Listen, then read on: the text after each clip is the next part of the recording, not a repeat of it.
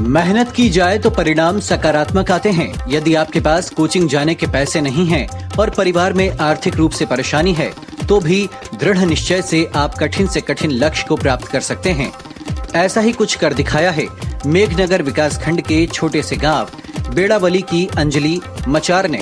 छोटे से गांव की रहने वाली अंजलि मचार ने मेहनत से जिले में कक्षा 12वीं की परीक्षा में उत्तीर्ण होकर दूसरा स्थान प्राप्त किया। अंजलि मेघनगर के शासकीय कन्या विद्यालय की छात्रा हैं। अंजलि को मिली सफलता से पूरे परिवार में खुशी का माहौल है। इस सफलता को लेकर अंजलि की मां का कहना है कि आदिवासी समाज के लोग लड़कियों को पढ़ाई से वंचित रख खेती-बाड़ी के काम में लगा देते हैं, जो कि गलत है। लड़कियों को पढ़ाना चाहिए क्योंकि लड़कियां पढ़कर अच्छी मेहनत से परिवार का नाम रोशन करती हैं।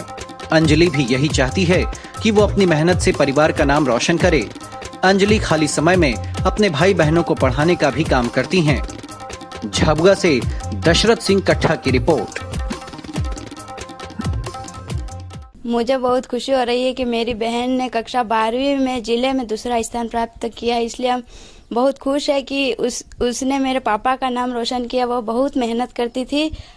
उससे हमें भी प्रेरणा मिली है कि हम भी थोड़ा कुछ मेहनत करके आगे बढ़। हम ये कहना चाहे कि कोई भी व्यक्ति जैसे हमारे ऐसी मेहनत करके बच्चे को पढ़ाना चाहे और ये भी पढ़ने में थोड़ा दिमाग लगा पढ़े, मेहनत करे, ये चाहते हैं।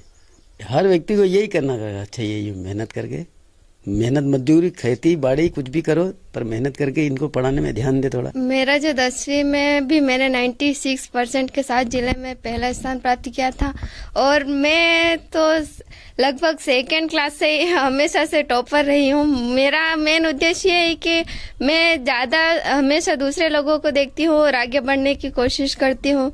मैंने हमेशा अपनी कक्षा में प्रथम स्थान पर ही रही हूँ और अपने स्कूल की अध्यक्षता करती रहूँ। मेरे लिए मेरे स्कूल का नाम रोशन हो, मेरे मम्मी पापा का नाम रोशन हो, मेरे लिए इससे बढ़कर कुछ नहीं। अच्छा, ये जो आपने, मैं सबसे पहले इसका शुक्रिया भगवान को और मेरे मम्मी पापा को देना चाहती हूँ। जब भी मैं रात को पढ़ती थी, मैं एग्जाम के दिनों में सिर्फ 1 घंटा ही सोती थी, उसके बाद तो पढ़ाई करती रहती थी। तो उस समय मेरे मम्मी पापा रात भर घुमा करते थे कहीं मैं सो न जाऊँ इस डर से। तो उन्होंने मेरी बहुत मदद की और मुझे काम के लिए कभी फोर्स नहीं किया किसी भी काम। मेरे शिक्षकों ने मेरी बहुत मदद की। जैसे मुझे कोई टॉपिक नहीं आता था तो मैं अलग से जाके उनसे पूछती थी। पढ़ाई के लिए भी मुझे जो भी सामग्री चाहिए थी स्कूल से उपलब्ध करा देते थे वो लोग।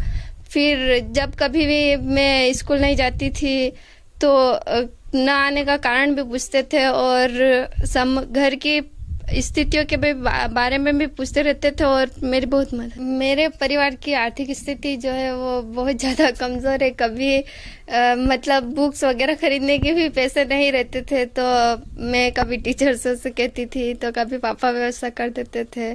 इसी तरह से हम पूरे 6 भाई बहन मतलब पढ़ने जाते हैं तो थोड़ा आर्थिक स्थिति का सामना करना पड़ता है और घर के परिस्थितियों फिर भरण पोषण उसमें भी थोड़ी ज़्यादा स्थिति कमज़ोर है।